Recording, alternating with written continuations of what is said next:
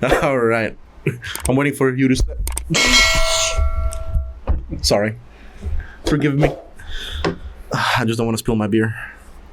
All this is being cut out, by the way. I'm sorry. There we go. Okay. You can see the regret in JP's eyes. I know. It's beautiful. He's like, why did I come? And on that note, what is up, ladies and gentlemen? Welcome back to the One Up Podcast. My name, as always, is Milos Bukarica. With me, my co-host, George Martinez. Manuel's back on the podcast. Welcome back. And with us, our guest today is Mr. Luigi the 42nd, a.k.a. Harito Bandito, a.k.a. JP Scott. What up, homie? Woo! Yeah! I'm doing pretty okay, all things considered. Good to hear. Good to hear. I didn't ask, but hey. You said, how are you doing? Yeah, Did I say? Yeah. Oh, shit. I'm Pay drunk attention. already. Forgive me. All right. Well, yeah, man. What you been up to? What's new with you? I haven't seen you in years. I haven't seen you guys in years. It has been a while. I met you guys when I was the founding member and the president of the Filmmakers Club. Northwest, TCC, Northwest Texas College of Champions, baby. And my intention by doing that was to exploit people's passions and use them to make the stupidest movies of all time. And I think that we partially succeeded. If I was a little bit more proactive, we could have fully succeeded. We made some bangers, I'll be honest. There were some pretty funny things that were created out of that. We made a few good ones. And if I'm being 100% honest, I think that I probably spent too much time in community college. I was there So did I. from like 2012 to like 2015. So it took me like 4 years to get a 2-year degree. I think I started like 2011, like later part of, 2011.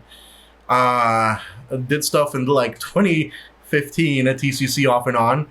And then I came back in like 2020 to finish off some shit. And because I went back to UTA at that time, I was like, oh, there's some other credits that I need.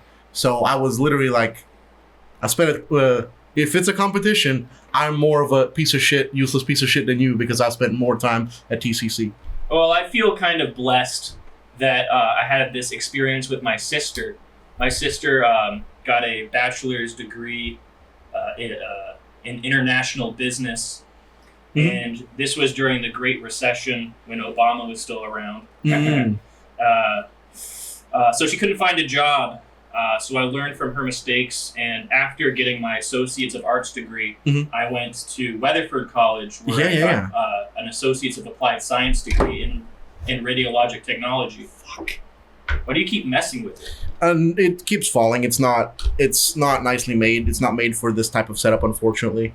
We'll just keep it there, and that should be okay. All right. Sorry. Continue. I apologize. Anyway, so I swear this is not on purpose, GP.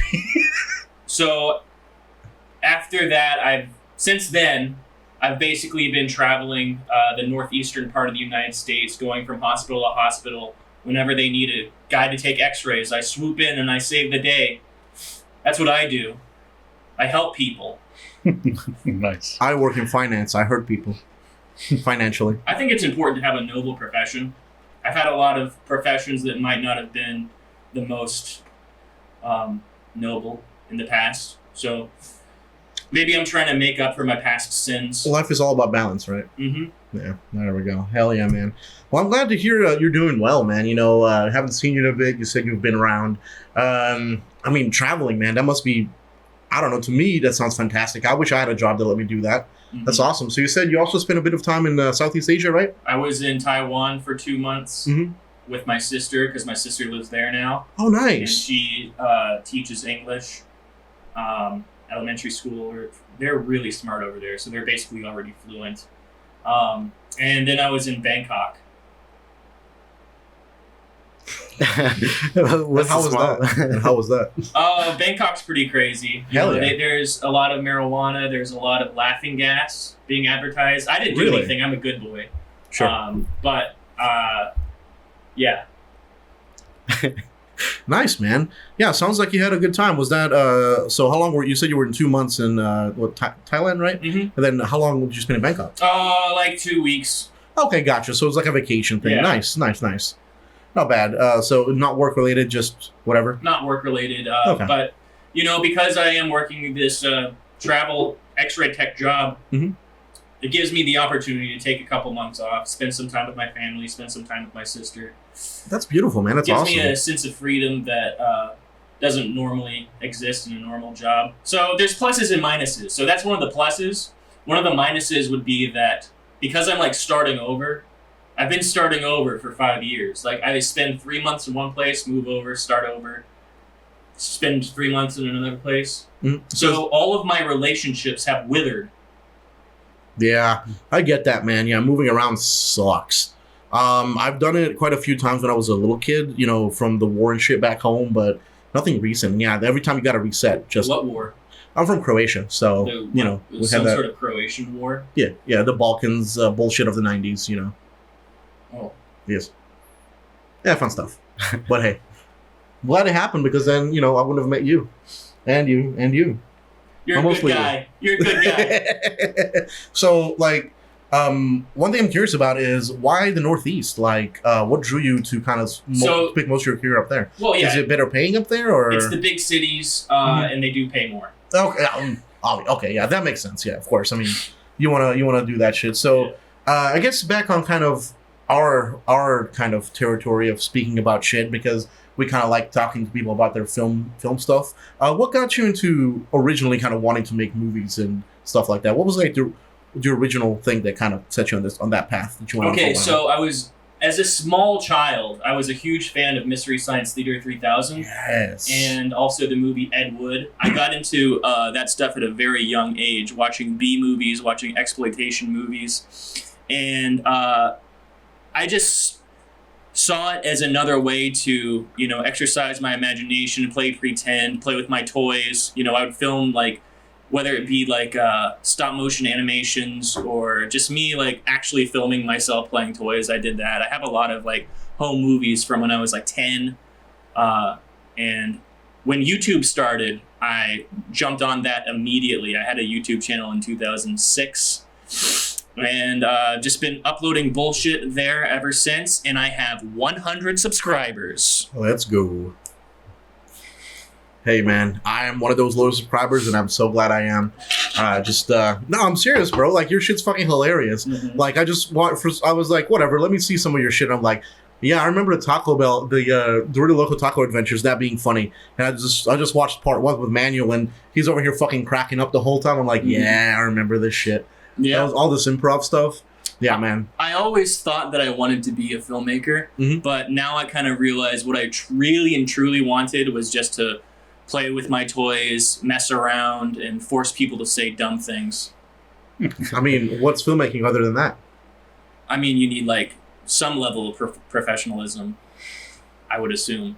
I mean, yeah, I guess that's why you hire people around you. That's one thing Alfred Hitchcock said. He's like, if I didn't need people to make movies, I wouldn't hire them. Yeah. So yeah, man, you know that's why you are a great ideas guy, man. Mm-hmm. So I'm the ideas man. Yeah, and I am no ideas man. I don't know what the hell to make. So if you ever write a script and need a film, man, let us know. Well, the ideas never stop.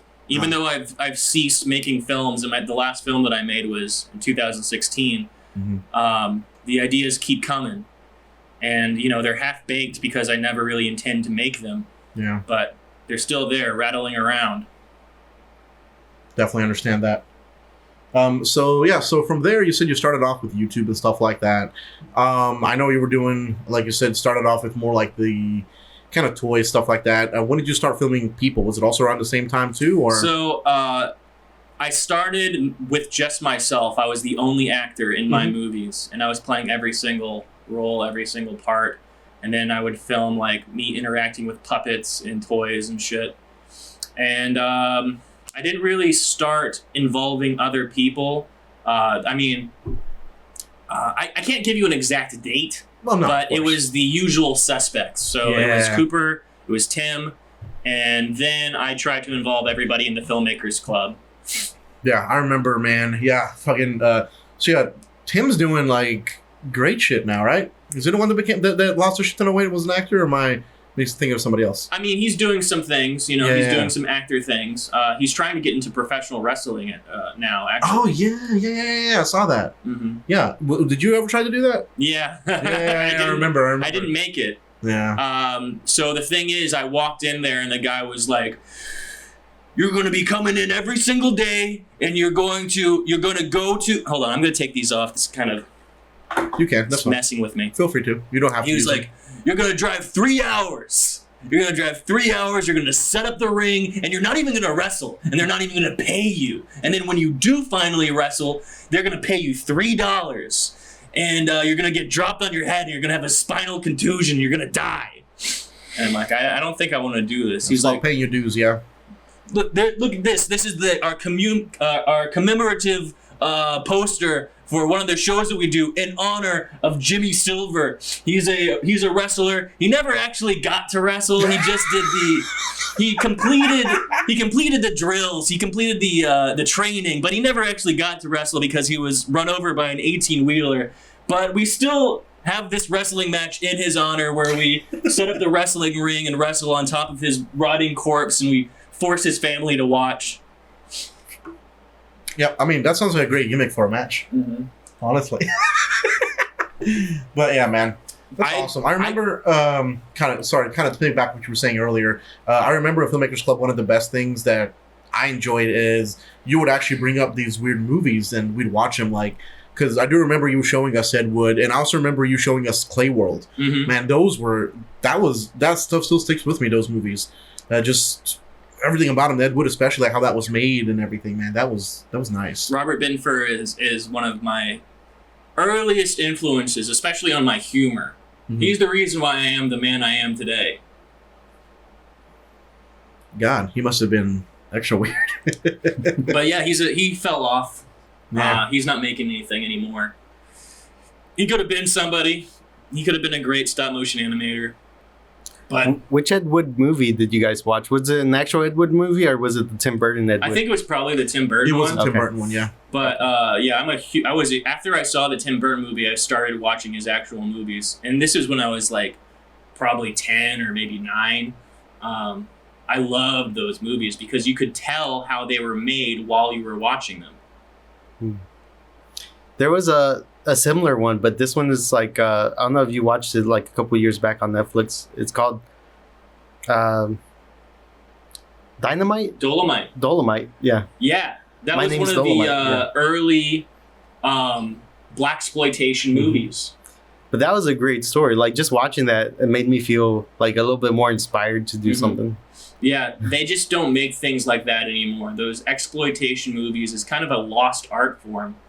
And it really does make me sad because you see these movies these days, and a lot of them are like hundreds of millions of dollars in their budget, and they lose money. It's ridiculous. One of my main influences is a movie producer named Roger Corman, who actually died recently.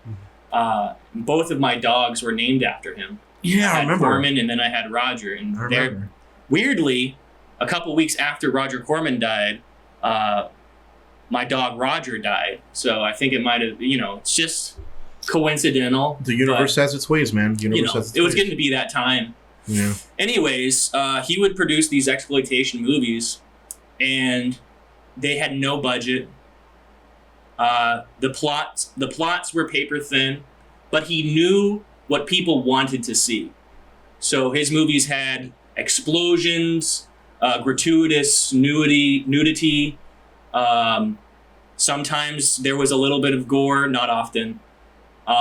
Strange concepts, like he made a movie called A Bucket of Blood, which is about this beatnik who puts cement over everything and then creates these art pieces, and he becomes like the next artist guy, because they think he's like, oh, it's so cool. It's like a critique on the art world. Yeah. Again, when you're making movies that rapidly, every now and then you make a good one on accident. Yeah. And it's crazy. He's produced over 300 movies, and not a single one of them has lost money. Not a single one. And he even produced movies late into his life. Man, we need to start doing what he's doing. Roger Corman also, like, all the movies he was producing, like he started using his company to hire like up and coming directors, and like some people got their start there, so they just called it like the Roger Corman Film School. And so you got Martin Scorsese, Francis Ford Coppola, who was like the assistant, right? He was like one of the bigger assistants. You have Dementia 13. You have Little Shop of Horrors, the original one with who was in that one? Someone. Little Shop of Horrors. Shoot. I'm terrible at movie names. Jack Nicholson. That was one of Jack Nicholson's early movies. He worked with him a lot. I think I forgot which director it was, but Jack Nicholson got to direct the movie, but he's also in it. And they had like 4 or 5 different directors, and they kept rewriting the script every day. I think it's called like The Terror or something like that. I don't remember. Jeez. But you got Spielberg, George Lucas, like all these big guys, Brian De Palma, all these like legendary directors who like got their start with him. That's awesome, man. Yeah. Ron Howard. Well, he was a child actor, but that's where he started directing. He did Fast and Furious, was it? He did Fast and Furious, that's right. Which later became a 10-movie franchise. Starring The Rock. And Roger Corman like gave him the title. He sold the title in exchange to have access to Universal's library of stock footage. Oh, shit. Hey, you can make an entire movie out of this stock footage. So, yeah, another kind of filmmaker like that, not that I've seen too many of his things, but just because it recently kind of came up here in the local scene. What's his name? The guy who made Toxic Avenger and all that, Troma. Yeah. Yeah. So, like, that company, like, one of our local guys who does horror actually just started working with him, which is super cool. Lloyd Yeah. Kaufman. Mm-hmm. Yeah. So, yeah, I know he's been doing stuff with, like, with everybody. I think he had a cameo in fucking Guardians, which is also really funny. Mm-hmm. Yeah. But yeah, so he's another one of those like legendary filmmakers that like has been around forever, and a lot of people worked with, but like nobody like in the big movies, like in the like not everybody who watches like movies just to watch movies knows about him. Same thing with Corman these days. Like you ask like people these days who he is, nobody's gonna know, and that's kind of on one hand who cares because dude's making his money, he's making his art, right? But on the other hand, it's such a fucking tragedy that like people don't know these amazing filmmakers that really kind of started everything and really gave a lot of these current people pushes. Things that are often seen as irrelevant are actually a huge part of the fabric of filmmaking. Mm-hmm. And it's kind of like a butterfly effect thing where one action causes another thing to happen. Yeah. And I mean, it's like that a lot of times, right? Because for me, honestly, like, I didn't know, like, about making movies. I didn't want to work on sets. I was like, I don't know what to do here, this, that. And then you had me in your movie, and I was like, bro, this is because I did stuff beforehand, and it was all serious. And JP Geist was completely unserious the way it's produced, but that made it so fun. Mm-hmm. That's still one of my favorite things I've ever worked on in my life. So thank you so much for involving me in that project. Just because I love it so much, I'm gonna insert a clip of my fucking my head getting destroyed here in this. Enjoy. Okay.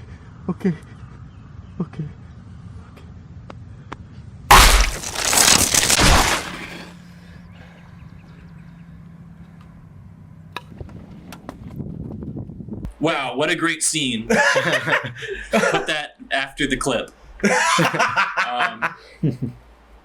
Masterpiece. Yeah. 10 stars. Yeah, I remember the same time you made that movie, Manual, you made one of your first kind of, I guess, bigger short films, right? It was like a 30-minute short film, yeah. Yeah. Tell it. So, since you're on here, you want to talk about that film a little bit? I mean, I just got out of graduating high school. Me and a couple of friends, we were all together in the same program, the AV Club production program in Trimble Tech High School.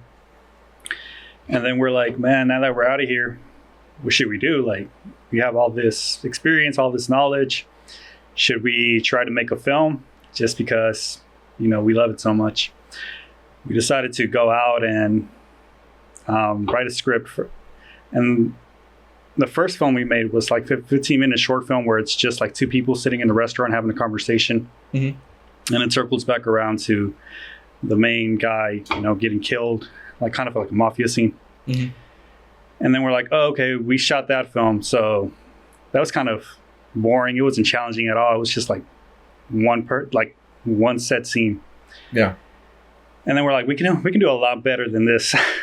So I started writing a script with all kinds of locations, all kinds of characters. Like I said, you know what? I'm aiming for like 13 characters in this film. Yeah. So I started typing it up, and I knew it was going to be like a fluff from the beginning, because I'm like, what should I name these characters? So I started calling them like Tim, Jim, like something out of my biggest inspiration at that time was probably Ken Tarantino. So I kind of wrote them off like Mr. Blue, Mr. Brown, kind of like Reservoir Dog style. So anyway, so I write all these characters, and I'm like, man, now they all need personalities. So I started typing up the personalities, and then I'm like, well, how the hell am I going to cast these people? And that's when the biggest challenge came about for me. I was like, well, how am I going to cast all these people? So I started looking up actor studios, and there was one in particular that I found, and I think it was Richardson. I don't know. I'm not sure where it was. I kind of forgot the area, but it was a long time ago. But I ended up visiting the actor studio, and he's like, oh, yeah, man, like I got some great actors in here that would love to be part of your film. They'll do it for free. All you got to do is give them credit, shout out the studio, and I'll bring some people in, and they can audition for you. And I was like, for real? Like, dude, I'm like 19. He's like, yeah, I helped a 19-year-old before. I'm like, oh, yeah, who was it? He's like, oh, yeah, you probably know him. He's Rob Rodriguez. Jeez. And he kind of gave me a compliment. He's like, kind of remind me of him. That's racist, but that's funny. I mean, he kind of gave me a compliment because I was like all in it. You know, he's like, he was all in it. He looks like you're all in it too, kid. Well, I wasn't all in it, but I mean, I tried my best. So yes, Richard Perry was his name. Mm-hmm. He passed away now. Rest in peace. Accident. But yeah, he lent me his acting studio. Came about, auditioned about like 20 people. And I ended up, a couple of actors short, so I ended up participating in my own film at the very end. And I got some actors from UNT as well. And yeah, that was the biggest challenge, just getting them all together. Production came, and then I had one of the worst unmotivated directors of all time, one of my best friends currently at that time. His name was Pablo Moreno. Yeah. Shout out to Pablo. I don't know what he's doing now, but hope you're doing good. Yeah, so he tried his best to direct it, ended up cutting it up, editing it, premiering it, seeing it, and it was the biggest downfall of my career where I decided not to do this ever again, because I'm like, I put so much effort into this film, and all this happened, and it just wasn't what I expected it to be.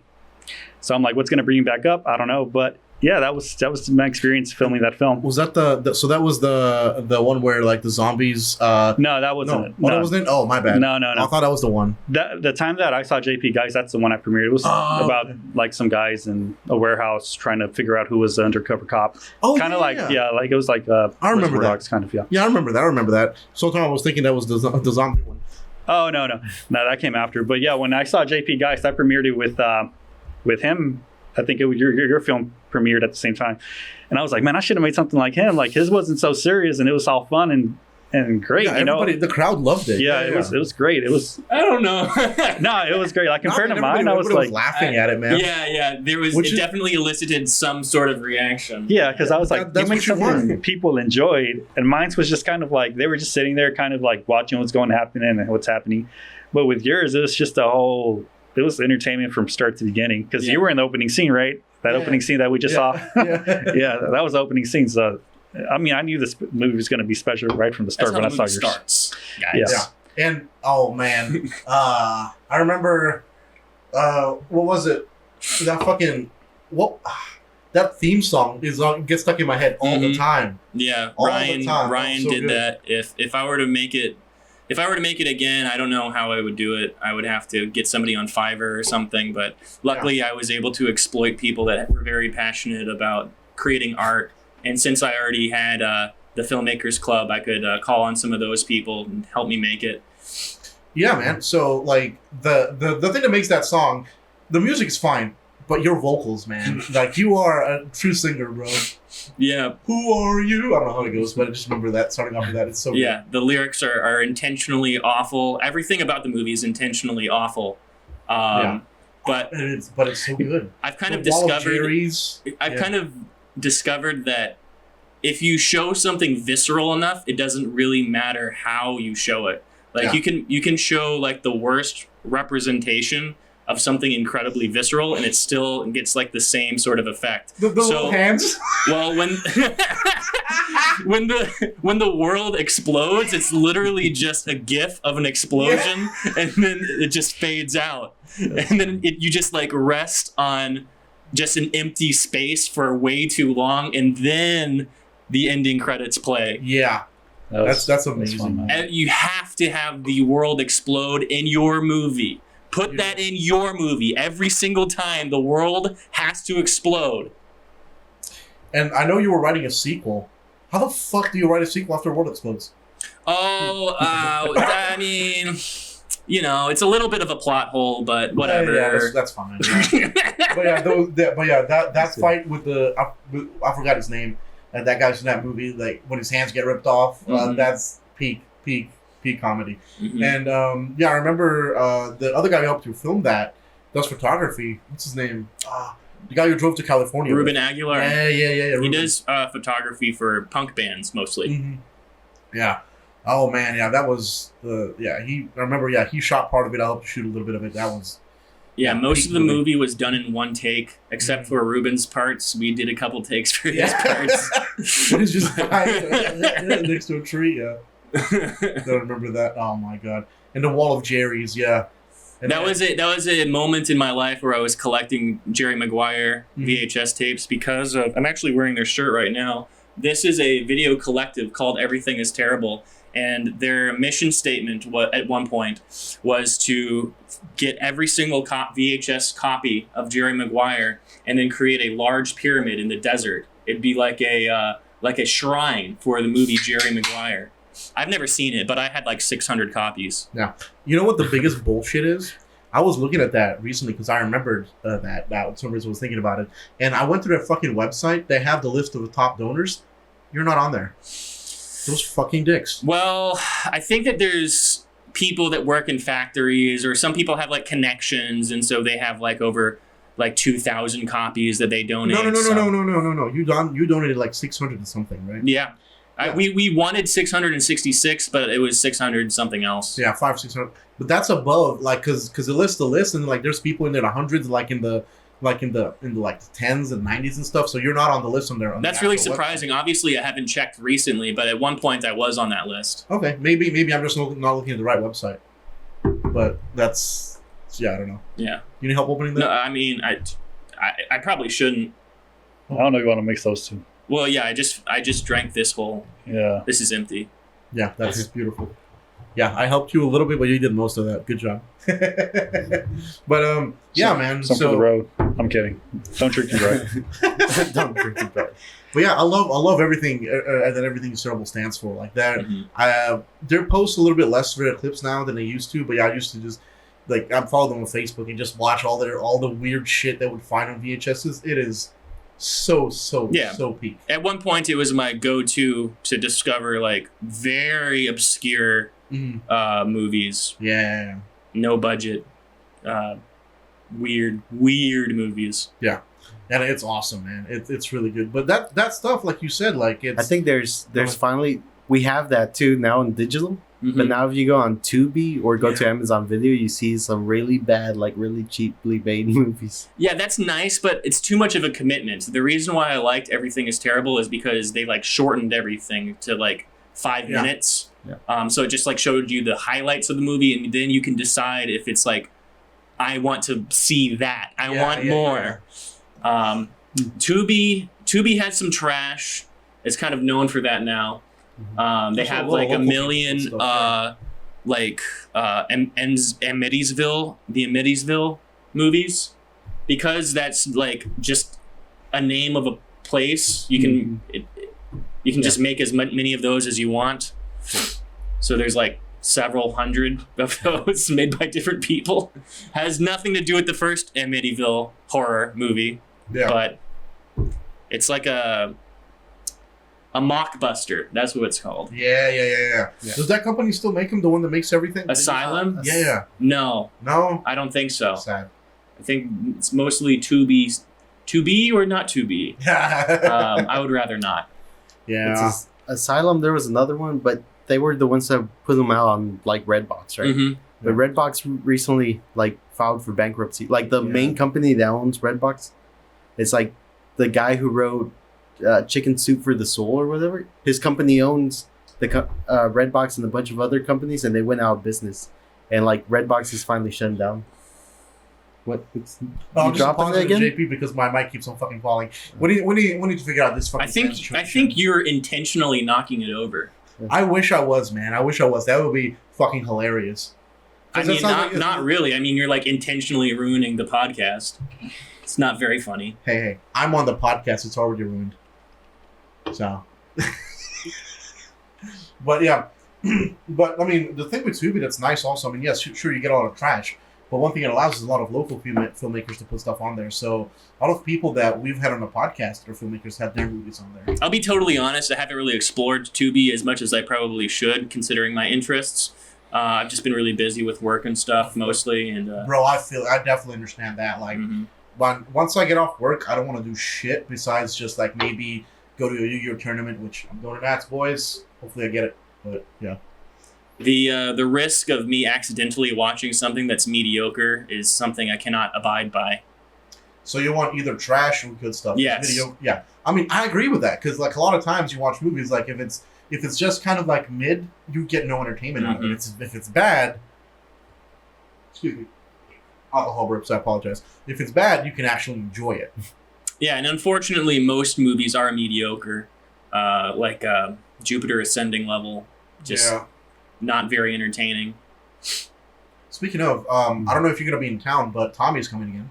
Tommy? Tommy Wiseau. Oh, yeah, that's right. Someone else told me that. Yeah, and on that Friday, not Saturday, but on Friday, I'm probably going to go see it because he's also showing Big Shark. I haven't seen Big Shark yet, and I want. Finally, he makes another movie. Jeez Louise. Yeah, I'm good to go then. Yeah, he made a couple of movies since then. It was that. Well, he did the Neighbors series. Yeah, he also did Best Friends. Well, he didn't direct it. Oh, never mind. I didn't know that. It was Greg Sestero, his friend. Oh, well, I mean, it's the same shit. I guess, yeah. It's like a companion piece. Yeah. It's a companion to The Disaster Artist. Oh, yeah. That was very interesting. A lot of people got into the room because of that. I know a lot of people that watch Disaster Artist. But, like, think about how inspiring that is. That you make a movie so bad that it fails on every single level. And then it fails so spectacularly that Hollywood actually takes notice and then basically makes a prequel or the making of that movie. A movie about making a movie. Yeah, I mean, it's Disaster Artist was great. I still like The Room better. But Disaster Artist was well, The Disaster Artist has James Franco. Yeah. If it were me, I would have cast Javier Bardem. Bro.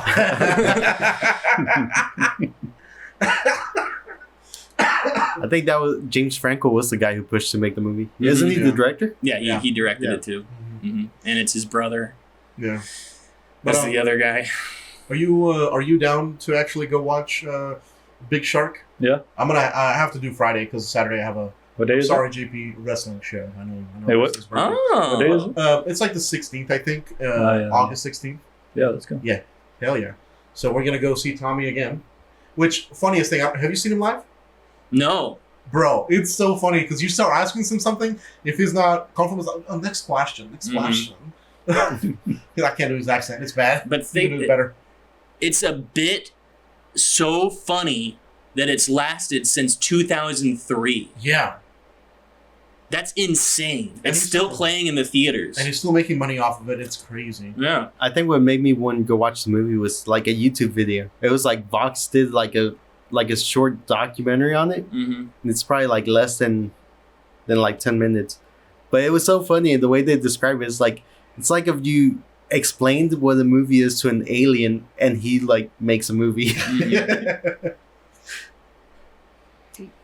Man, I don't think I've seen anything like as awkward as that movie. Yeah. I mean, there are some local movies that come close, but yeah, not even.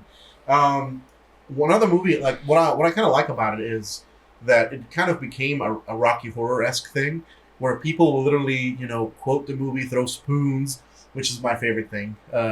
Just throwing spoons at the screen and shit. It's so nice that it became that. Have you ever actually been part of the Rocky Horror stuff? No, I've seen the movie, but not in a theatrical setting. Okay. But I understand the concept. Yeah, it's not. I mean, I think that's something you would enjoy, but maybe I'm just mischaracterizing you completely. I don't know. You don't see a lot of events. There's not a lot of theatrical events that happen. They tried with the whole Marvel cinematic stuff. You go to a Marvel movie, you're probably going to be the only one in the theater these days. Yeah. But I don't know. Did you see Terrifier 2? No. Oh yeah. That was an event. I unfortunately did not watch that. I'm a terrible. I had a friend who loves those type of horror movies, and he's the one that invited me to go out and watch it. And it's pretty gruesome. But I don't know what's going on story-wise, because things are just happening. What? Yeah. It doesn't matter. Yeah. It's entertaining inside. You see a person get their face ripped off and get their spine ripped out of their body. I mean, that's worth the price of admission right there. I mean, come on. And the girl who plays the final girl on there, at some point she gets superpowers out of nowhere. Yeah, and, whatever. Sounds like Wonder Woman or something. So that she's just glowing by the end of the movie. It's a good movie, man. I like it. I enjoyed it. Ah, shit, I still want to see it with y'all. But he's making Terrifier 3. Yeah. I heard stories that they provided the audience members barf bags. Oh my god. Those might have been kind of exaggerated because some people said that they didn't get a barf bag, but they needed one. Wow. Is it that bad? Hey, it's Probably alright. not. It's Yeah, I mean, no. It has its scenes where you're like, what the seriously? Yeah, it has those kind of scenes. But There's some movies that would cut after they show you something gruesome, but this one just doubles down on it and keeps showing you that. It's like, I'm going to rip your fingers off. I'm going to take your eyeballs out of your head. At one point, you think the girl's already dead, and no, they cut back to that same room later on. The whole room's covered in blood, and she's still somehow alive. Damn. Yeah. If there's a movie where someone's face gets ripped off or someone's head explodes, again, like I said before, like in JP Geist, where someone's head explodes and someone gets their face ripped off, it doesn't matter how you show it, it has to happen. Yes. Because it's so visceral and it's so the audience craves that sort of thing, you know? Yeah. They need it. They do indeed. I haven't watched the later seasons, but I watched the first 2 seasons of The Boys. Oh man, the way that show starts out, just with the chick just exploding and holding her hands, I was like, oh my god. That's the fact that that's kind of getting it, and that show's critically acclaimed. People are loving it. Everybody's talking how it's good. Yeah. And it's just that fucking visceral. You're like, okay. So it's kind of nice that shit's kind of going back in that direction. And you can use that as a way to kind of put in important metaphors and like they do in The Boys. Sometimes it's like a political analog. Otherwise, it's just kind of corny. Yeah. If you don't activate the audience's lizard brain, they're not going to pay attention to your message. Yeah. The Boys has been great. I think this is the first season where one political side's taking offense to it, and it's dude, they've been doing that the whole show. Yeah. Yeah. I mean, I don't know. But it's great. I just know I have a couple friends still that whenever that came out, the way that's so graphic, they were kind of put off by it. Mm-hmm. But I'm not sure if it's just because it's graphic or if it's just the stuff that they already work on. They don't. Yeah, well, that can happen too. Some people, they just never grow up. They're still watching Disney movies. They still have stuffed animals on their bed. They still Nothing wrong with that, by the way. Or... They're collecting Funko Pops. I like watching horror movies with my stuffed animals. Okay. They won't shut up about Frozen 2.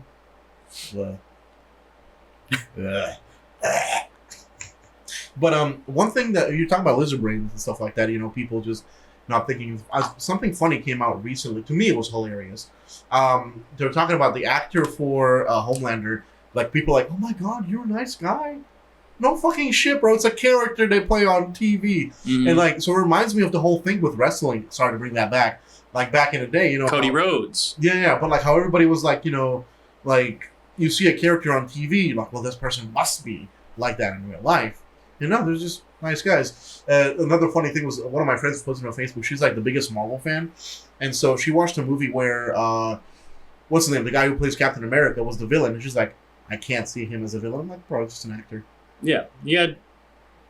Don't worry about it. Yeah. I mean, I had stuff like that when I was a kid. I remember when I was very little, I used to watch all the movies with like Owen Wilson and like friends like that, and then Vince Vaughn like was almost always the villain in all of those. And I watched one where he was like a good guy. I was like, this is weird, but I was like 12. Yeah. Sometimes when I'm watching a movie, even to this day, I get kind of taken off guard by how bad it is.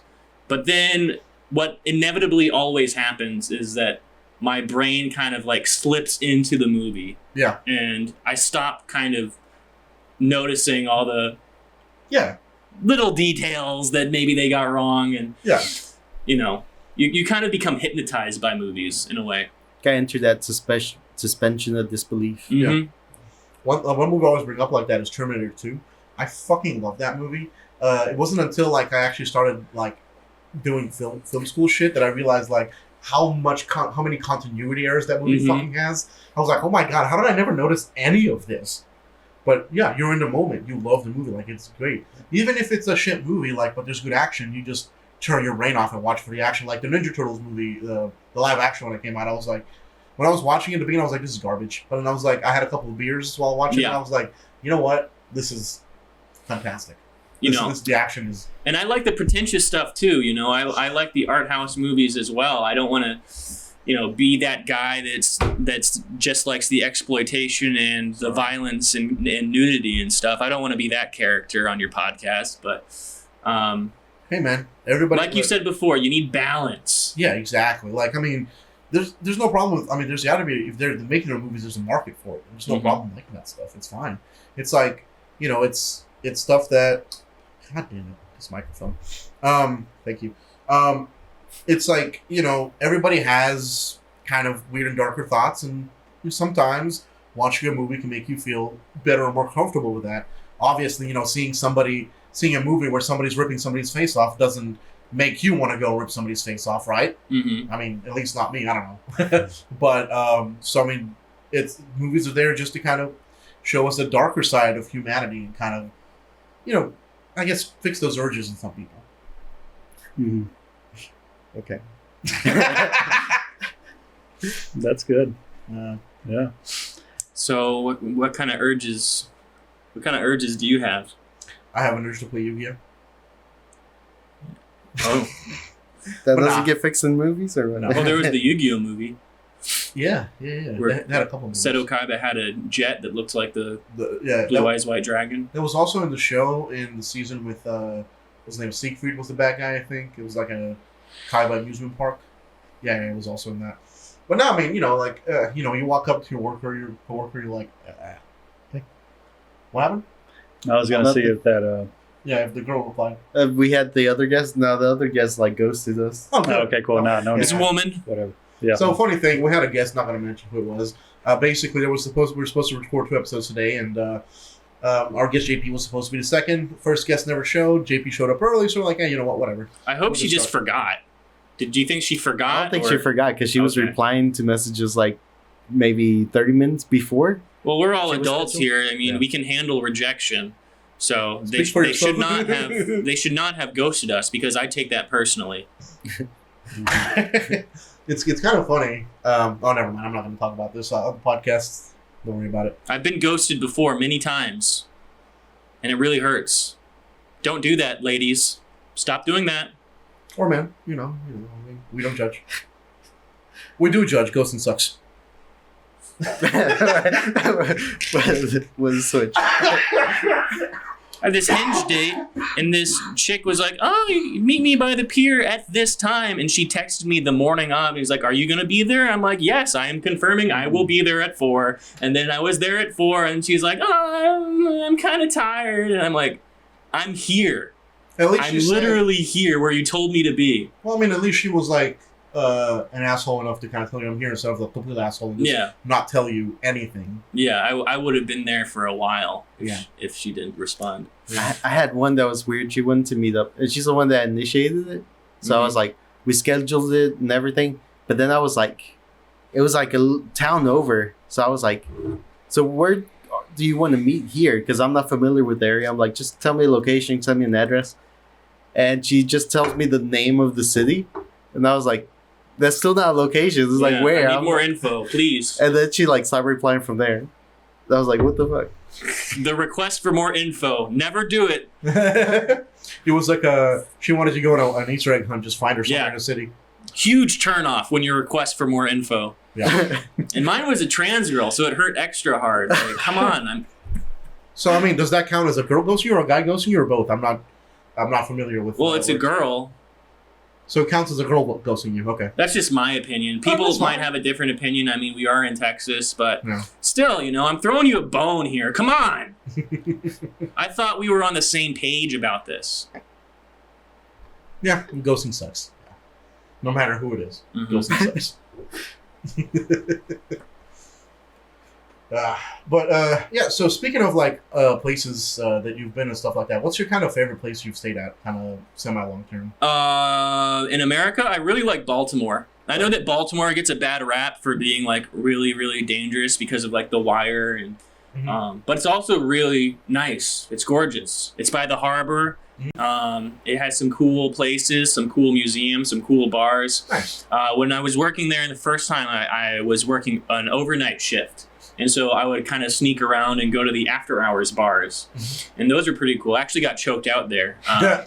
But he didn't do it right. You're supposed to like put pressure on the hyoid bone, and he just like put pressure on the sides. And so while he was doing it, I'm like, "You're not choking me correctly. What are you doing? Are you trying to kill me? Because you're not doing it correctly." And then the bartender was like, "Hey guys, cut it out. Stop it with that." So luckily, I got out of that slippery situation. I also saw somebody trying to do, I don't know what he was trying to do. I think maybe he was just crazy. But he had a fake gun that kind of looked real, and he was kind of waving it around as if it was real. And he was like, "Oh, it's a fake gun. It's a fake gun. Ooh, what are you going to do?" And he kept like approaching the security guard and then coming back and then like throwing the gun on the floor and picking it up, doing that kind of stuff. And I'm like, what's that about? What is he trying to achieve here? He's probably just high. Did you see him later for a broken collarbone because he got tackled him? It might have been like a suicide by cop type of situation. If you're annoying enough, you just don't make it in this world. Yeah. Unfortunate. Baltimore, huh? Hey, so after TC, did you try to work in creative fields or? No, not really. Right after I graduated, I was working at Total Wine and More, and after that, I worked in Carnival Cruise Lines. Oh shit! I was the shopping expert. So I had all of these shows where I would tell people where to shop in the ports, and I also did the Diamond and Gemstone seminar. I just had like this spiel, and it's kind of like acting. you have to be on. You're working even when you're not working, Yeah. But I still remember some of it, like people always say, "Why do I need a watch? I have my phone. My phone tells the time." I wear a watch not to tell the time, but because it says something about who I am as a person.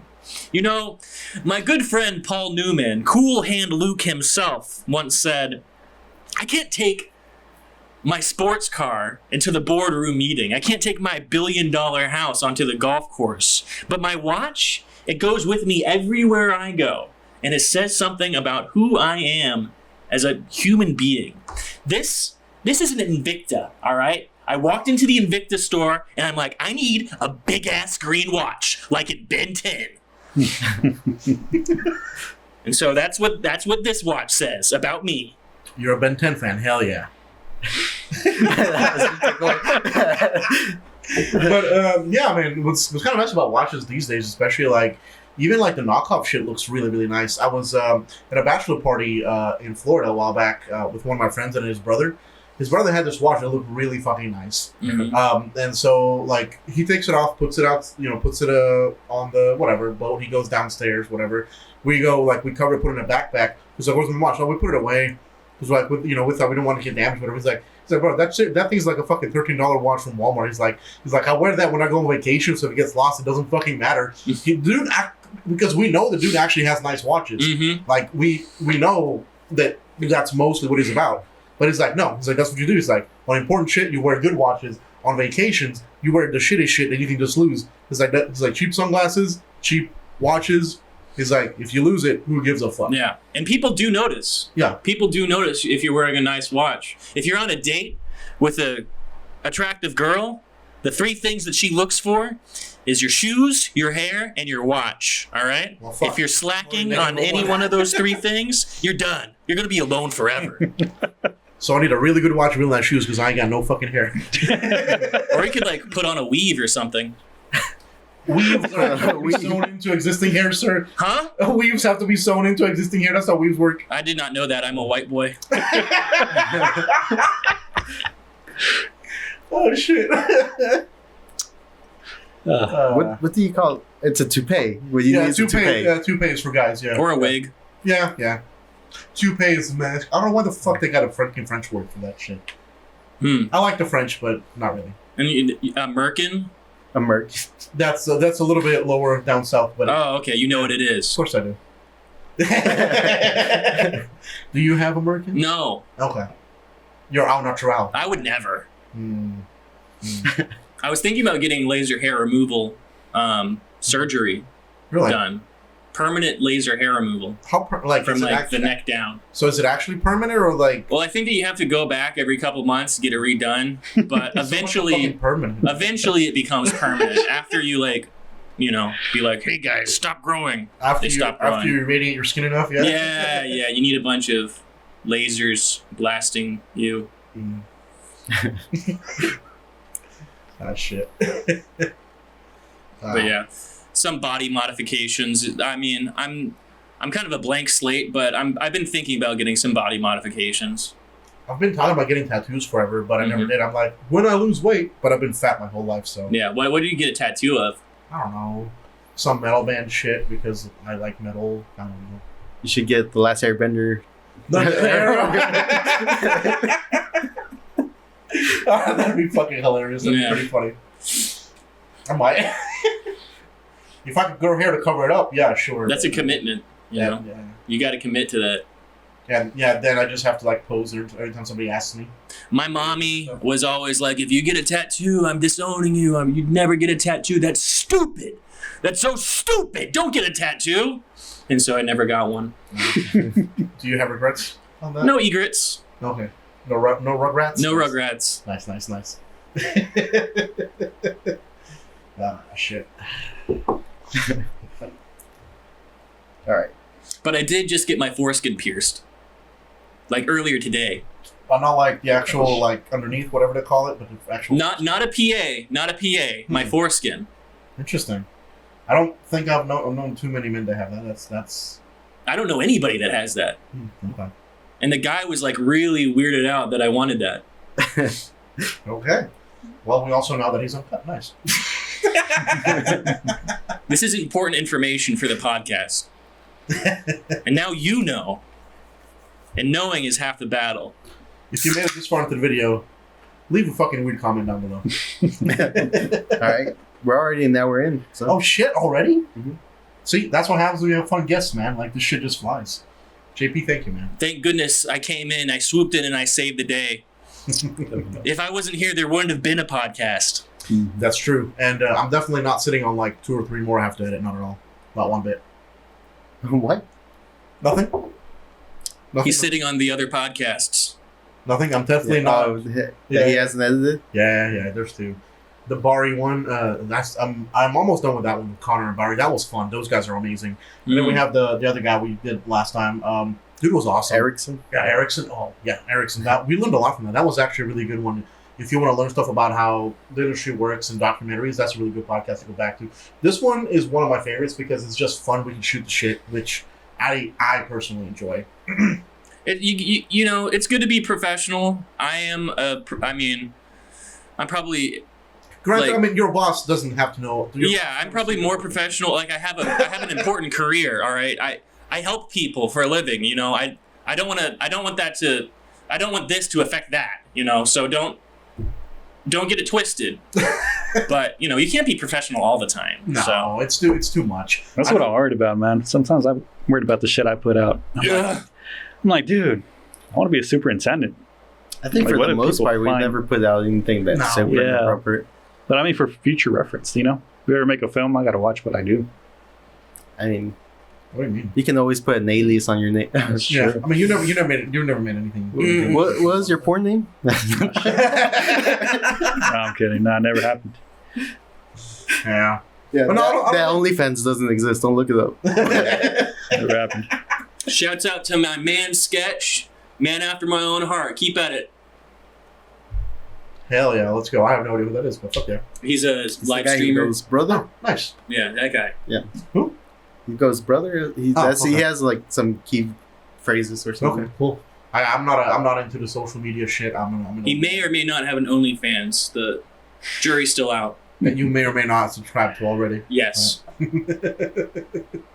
Hey man, people got to make money. You know, it's a decent thing. I mean, but like if you pay for that stuff, you know, It should be You could- private. That part of your life should be private, in my opinion. and I don't think it should affect your jobs that you do because I've seen a lot of Mhm. like stuff of teachers getting fired for doing that. Which I mean, on one hand I kind of get, but on the other hand, like if you're teaching like fucking Sex ed. but no, I mean, if you're teaching like fucking like 4 or 5 year olds, they're never gonna look up on the internet and find you. If you're teaching high schoolers, you know, at that point, the people who are, you know, at that age already seeing adult content, which don't lie, all of us did it as teenagers. You know, at that point, that might be a conflict of interest, right? Because at that point, you know, those kids can't actually look up what you do, and you know. Do you they have remember different like the view of first thing that you jerked off to? you. No, I sincerely do not. Right after Manuel was like, I gotta be careful what I talk about. Blur my face out. I'm never associated with this. Well, Manuel's not answering the question, so it's fine. Yeah, I'm not answering. Mine was a cartoon of it was a guy eating a hot dog, but instead of a hot dog in the hot dog bun, it was a naked woman. Interesting. That left that much of a profound thing out. You remember? I remember. That's interesting. Are you thinking about making a live action remake? I don't know. The plot. It's lacking in a plot. Yeah. Maybe it'd be like a Godzilla type thing. I don't know. What? Yeah. All right. The next topic is Sorry, the sorry. assassination of Donald Trump. Boys, what do you think? Didn't Staged. happen. He's not dead yet, so He's gonna win. attempted. He's winning. Because of that. That's what I it mean, seems like. Yeah, so because of that, 100%. Because I feel like people that double down are tripling down. So yeah, and so like that's gonna give him a martyr complex, as you said, and then a lot of people who are, you know, not to him, he's gonna become more sympathetic because of that, or people are gonna be sympathetic to him. he was already comparing himself to Martin Luther King. At this Oh, point, no. he's like doubling down on that. Hell Yeah. no. What do you think? No, I thought it was staged, dude. I mean, Yeah. it might have been. Who knows? Come on, A man. couple people died. I don't. Yeah. Did they? Well, There Because were that hasn't been on. people- No, they yeah. said there were 2 people that got one injured, one died. yeah. Well, 2 people died. The shooter Yeah. died. Yeah. Also. The shooter also. Yeah. Which kind of sucks because we don't get answers now. So obviously that's gonna get conspiracy people like yourself, Manuel. Fuck you. But they said the shooter was Republican, so I'm like, oh well, I guess that's the most Republican response to someone you don't like. Yeah. I wonder if we're gonna get gun control now. No. Yeah. No. They're still gonna be against gun control. But yeah, no, like at this point, because of that, like I'm sure that's gonna make him a lot more popular with like even like the people who are undecided, because like, well, hey, this guy, he's like he survived that, and as he was going off stage, he was like holding his hand up and stuff triumphantly. I'm like, all right, dude knows how to put on a show. Like I'm. I mean, come on, with that reaction, you're gonna worry about your ear, aren't you? Gonna be like, tripping balls and not with high pride. He was bleeding. Yeah. You just got shot. You're gonna be tripping balls. You're like, what the fuck is that? Adrenaline does some crazy stuff. Yeah, but watching that as they carry him away, he's like doing the fist thing. It just reminded me of that video of like there's a bunch of cheerleaders in the gym. They throw one girl up in the air. She lands on her neck. And then she's being taken down the stretcher. She's still going like this, doing her moves. That's what it reminded me of. God. He should have stayed and finished his speech, done a full FDR. Because what was it, FDR? No, or was it original Roosevelt? Not FDR. Theodore? I think it was Theodore Roosevelt. Yeah, it was original Roosevelt. Yeah. OG Roosevelt. He finished his speech after getting shot. Yes. Yeah, he got shot and he's still finished the speech. Yeah. Damn, yeah, he should have done that. That would have been like even cooler. Hey, the fist was nice. Homie's playing the crowd nicely, which is cool. I mean, the president's office really just a popularity contest, anyways, in my opinion. Yep. Yeah. Joe, it's so Jover. It's never been more Jover. Anyways, next topic: AI. We're going to be talking about AI now. How do you think AI is going to affect the filmmaking industry? It's going to make editors lazy. IME, the audio stuff, it helps out quite a bit with that, because you can fix, or well, not completely fix, but you can do quite a bit with. As long as you got good audio to begin with, it just makes it a lot better. Yeah.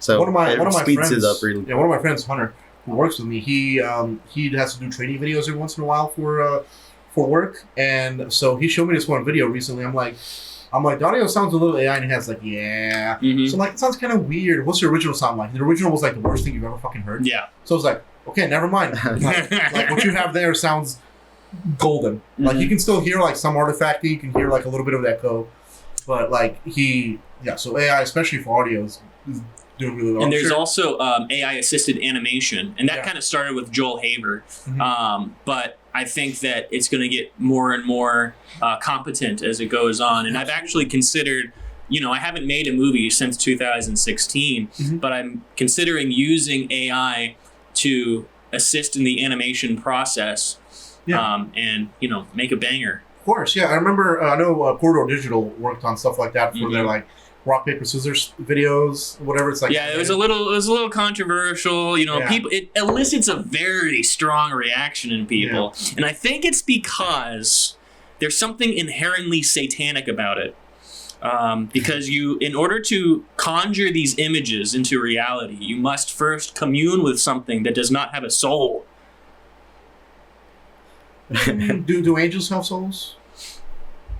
Because you can commune with them too. I don't know. Now we're getting really philosophical. Yeah, but so kind of on that note too, one of my favorite bands, Unleashed Archers, did an AI video somewhat recently, like in the same vein basically. But what they did was like they paid an artist to do like a bunch of original sketches and stuff like that.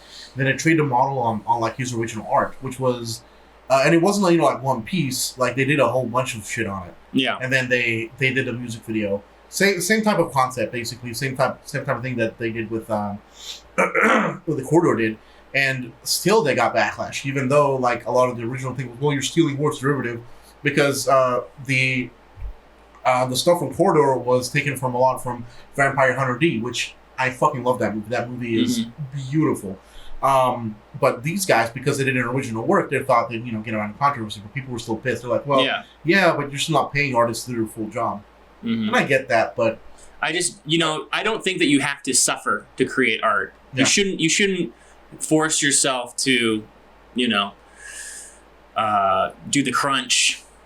But what I'm probably going to do, those Luma Deep Dreams, where it like continues on a vine or something, or someone comes in to like stop the vine from happening. Some time traveler comes in. That's always what it is. But something unexpected happens. It's very, very visceral and uncanny. And kind of makes you feel ill just because of how things are not moving totally correctly. Everything's just slightly off. It's viscerally uncanny. Yeah. But I'm going to use that sort of technology in order to go from like a storyboard to something that's fully animated. That's fucking cool. Yeah. That's sick. I can't wait to see that. I'm probably not actually going to do that, but that's my idea. All right. Subscribe to Harito Bandito. Subscribe to Luigi the 42nd. You might see that. Harito Bandito is not my YouTube name. Not anymore? Not anymore. I have not uploaded a video on that channel in a while. I'm probably going to make a new channel that you guys don't even know about. Okay. Yeah. What's your opinion on AI stuff, especially when it comes to writing? Because I know you do a lot of writing stuff. I mean, I haven't written anything in a long time, but it could help, you know? Yeah.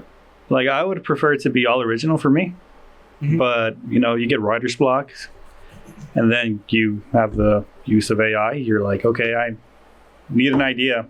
Throw one out there, AI. Maybe using it as a bounce board, kind of put your idea in there, see what it comes up with. Yeah, and then re-edit it, tweak it out. Yeah. One thing I heard is like from artists is they use some of that generated AI or like continuous AI, whatever, just to kind of have options and choose, and so that they can find like what not to do, and then kind of go off something completely different. So it's like you get a couple of options, like, well, I definitely don't want to do this. I definitely don't want to do that. Yeah. What if I do this like third thing? I mean, yeah, I've seen some random YouTube videos pop up on my feed, or just like random AI wrote a story. You know, they draw the images and they tell you the story. And I'm just like, damn, like that story wasn't great at all, but it kept me entertained the whole time. Yeah, I mean, so. it's. I feel like it's a good thing to kind of use as a like a starting off point for people who are really shit at writing, like me, for example. Is that how that Skippity toilet happened? I don't think so. That's the result of Gmod. Oh, okay. Gmod is still around. Guess Skibbity Toilet is made in Gmod. That's insane. Return to tradition. Of course, absolutely. Gmod's where it's at.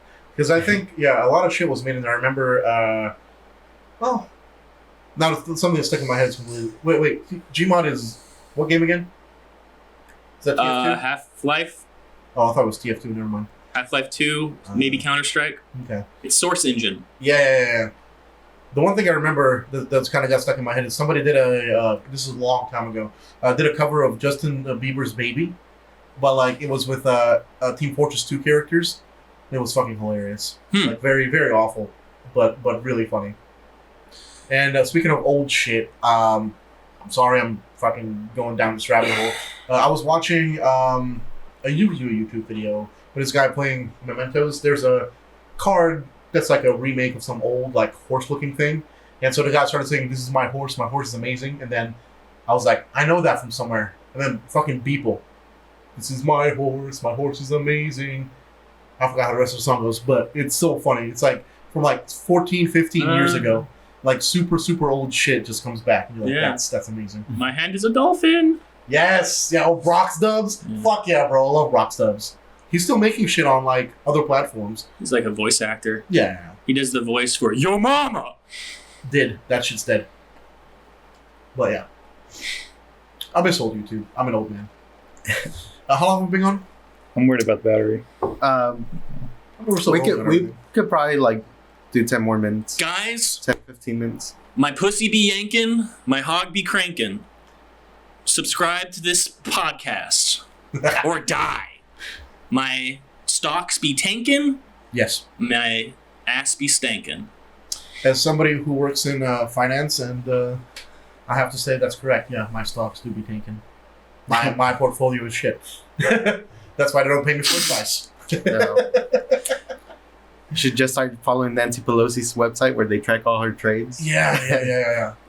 That shit's because she's always fucking making money, insider trading and shit. It's stupid. Yeah, they said she has a high rating. Like apparently she makes back more, like 9% more than like other day traders. Yeah, it's nuts, man. Because I mean, she has to have inside information. There's no way she doesn't. Yeah, they finally decided to like put up a bill for it. So like people in public office wouldn't be able to trade, but the bill wouldn't kick in until like 2027. Oh my god! till she's So it gives them time to That's like morbid, sell I'm off and sorry. wrap up what they're doing, and then keep running for office. What do you think the next big stock is going to be? I don't know. Nvidia was like the recent one that kind of went wild. Give some stock tips. Oh yeah, Nvidia. Nvidia is the only thing that you need to invest in. If you invest in anything else other than Nvidia, you're going to lose money. Nvidia started falling since the split, so I don't know about that. But this is not advice. This is just historical data. This is my hot stock tip. Follow this podcast for more hot tips on stocks. Don't do it. But yeah, so JP, man, it's been super fun catching up. Yeah. It's fucking amazing. So before I go, I do want to know. I know you said JP Geist was based on an anime, MD Geist, right? Yeah. So like, if you just want to tell me a bit about the process of making that movie, because I just want to know. Well, I know it was a long ass fucking time ago. It was a long time ago. I wanted to make a movie, so I copied MD Geist, which is an anime that no one knows or cares about, didn't know and about it, put but my I own watched little MD spin Geist. on it. Mhm. And it's just a fun little flick, little short flick. It's like 40 minutes actually. 14. Oh, I don't know. I thought it was. It's pretty long. That's what she said. I just made it with my friends, and it's very wholesome. It'll bring a tear to your eye. It will. It's heartwarming. It's beautiful. Will you tell us like about maybe like a bad experience filmmaking? Well, I think that the worst thing that's happened to me is that I just kind of gave up on my creative endeavors and focused more on my career, and I kind of reprioritized some things. And for a while, I just kind of let my creative side just kind of die out entirely.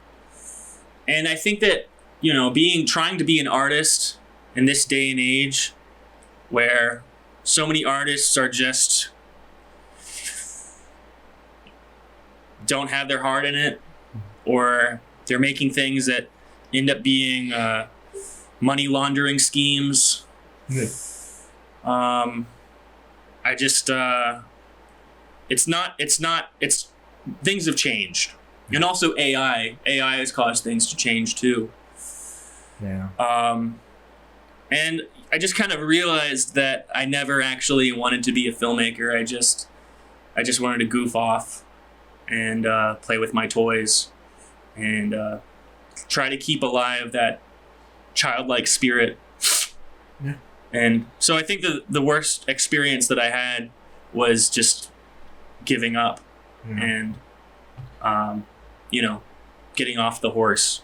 I get that, man. Yeah, I mean, all of us here, like, this stuff is secondary to us, too. Like, all of us have day jobs, and just to try to keep that little spark alive, like, that we do this and other small projects inside. We try to, but, you don't always have time for it, right? And that's what kind of sucks.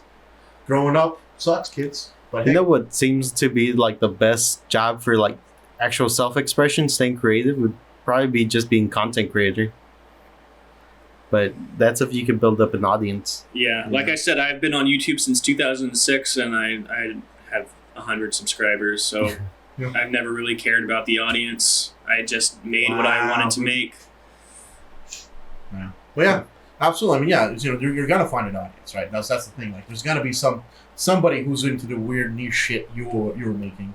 Because speaking of like playing with toys and shit, I know we're supposed to end, but I'm not gonna move off on this. There's a guy on YouTube that I watched for a while called Monster Island Buddies. I don't know if you're familiar, but like it's literally like a story time thing about Godzilla, and it's all literally just like dude playing with toys. Mm-hmm. But the story is great, so I watched it. So you can still do that shit. But anyways, I mean, yeah. And what about one of your best experiences on set working on stuff? What was like your favorite thing to make? I think that my biggest success was probably JP Geist. Mhm. And when I founded the Filmmakers Club, my intention was to make something on that level every week, every month. Yeah, of course. I'd make something like that every month. But I remember the first thing we made was Cake. That was pretty funny. it didn't end up that way. I'm a little bit, disappointed in myself that I didn't take more of a directorial role. And that's fine. Life it gets in turned the way. into like a hangout session akin to the anime club. Yeah. But yeah, it's just you know, it was a fun time in my life, and that's the main thing. You know, I had fun, That's good. and yeah, just kind of messed around. Well, JP, man, thank you so much for being on. I really appreciate it. This was actually super fun. Probably one of my favorite. Not saying anything about other guests because the other guests were great too, but this is probably one of my favorite podcasts I've did in a while. So thank you so much, man. Well, I really appreciate you coming back on. I missed you, and because you know we've been estranged for a while. I mean, you know, life gets in the way. It's fine. I'm just glad we were able to catch up again. But yeah, if you ever continue making stuff, maybe if you ever make JP Guys 2, we definitely would not mind having you on for a sequel podcast. I definitely want to have you back on. I don't know about JP Guys 2. Or whatever you make. I have a couple other ideas though that I can talk to you about. Yeah, cool. Manuel, do you have any closing thoughts, buddy? No, I'm just glad you were here, man. Finally got some background on JP Geist. It's a great movie to watch. So It's all right. it's a great movie to pretty watch. fucking funny. Yeah, it was a great movie to watch. Trust me, the guys should watch it. Just watch it. All right. Just to end, would you let people know where they can find you? And I don't know. Luigi the 42nd, if you want to watch that. I'm on Twitter, Waiting Room Mag. I don't know. Oh, X. Sir, it's X. Whatever. But yeah, on that note, thank you so much for being on. Manuel, thank you so much for co-hosting. George as well, thank you for co-hosting. My name is Milos Bukaritsa. Thanks, guys, for watching. Subscribe, do all the shit you got to do. And yeah, we'll see you on the next one. Bye.